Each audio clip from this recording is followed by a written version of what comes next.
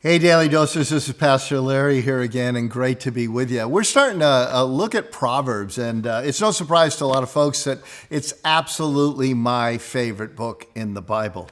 There's a lot of faves in there, but one of the things I've loved about the book of Proverbs is it's so practical. And early on in my leadership years, I began to really look at Proverbs as if it was the mentor that I could take with me. It was kind of as if I was able to have Solomon in my pocket, if you will. You see, I've always seen Proverbs as a list of wise sayings compiled by Solomon for his son Rehoboam, who was going to be the next king. Now, sadly, if you read through the story of that transition, Rehoboam didn't listen to anything his dad or his dad's advisors said, and he ended up losing the kingdom really quick. But I want to set the stage for Proverbs and give you a little bit of an assignment. You see, over the years, every time I had a friend move into a major new leadership role, be it in the marketplace or in vocational ministry, I had a couple of books I would give them and say, hey man, you ought to read this, I found it helpful, and then this book. And I would tell them what I encourage you to do is figure out whatever day it is on the calendar and read that chapter in Proverbs. And just do it over and over. I did that myself for over 17 years. There's 31 chapters in Proverbs, so in February you don't hit a couple. Some months you don't hit 31. But over and over you get it. And the beauty of that is if you miss a couple of days, you're not trying to catch up. You just pick up where you left off. And as you do this over and over and over again, what you get is an incredible amount of wisdom.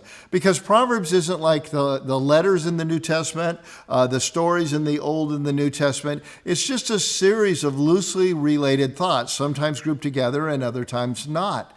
And so what I would do is I not only would read whichever one corresponded to the day, but I had a little journal with me and I would ask questions, kind of three basic questions. Where am I seeing this happen? Where have I seen this happen in the past? And what verse or verses are helpful for me today?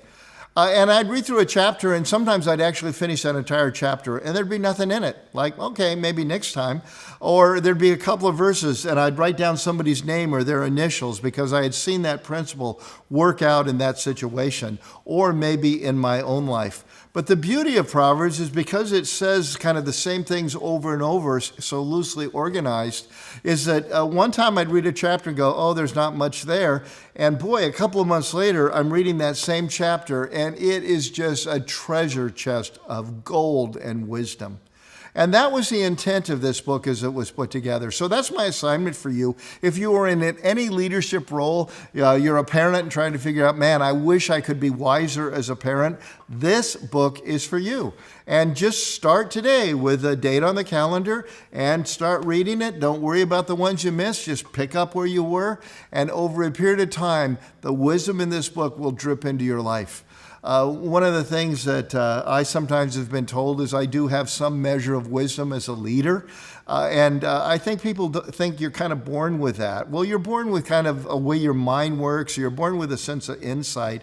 But I would say so much of what people come to me for advice for over the years really has been answered by the things I would read in this book over and over. So let me just start you with Solomon and what he says about it. Proverbs chapter 1. First 7 verses. The Proverbs of Solomon, the son of David, king of Israel. And the first thing I want you to note, I said this a few weeks back in a daily dose, is that Proverbs are proverbs, not promises.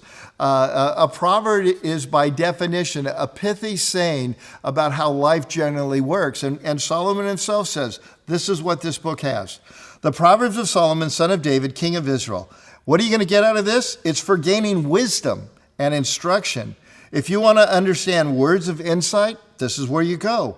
If you want to receive instruction in prudent behavior, the wise decision to make, the wise thing to do in dicey and difficult times, this book is for you. If you want to know what doing right and doing justice and doing fairness looks like, this book is for you. I've written it to give prudence to those who are simple, or we'd call it naive. Knowledge and discretion to the young who have not yet lived long enough to pay their own dumb taxes. Solomon is saying, let me pay them for you, and you won't have to pay them. And even if you're wise, he says in verse 5, let the wise listen and add to their learning. And if you're discerning, Go ahead, keep reading, because you will get guidance for specific things to understand Proverbs and parables, the sayings and the riddles of the wise. And then he begins it with the first and most important thing. By the way, the fear of the Lord is the beginning of knowledge, and fools despise wisdom and instruction.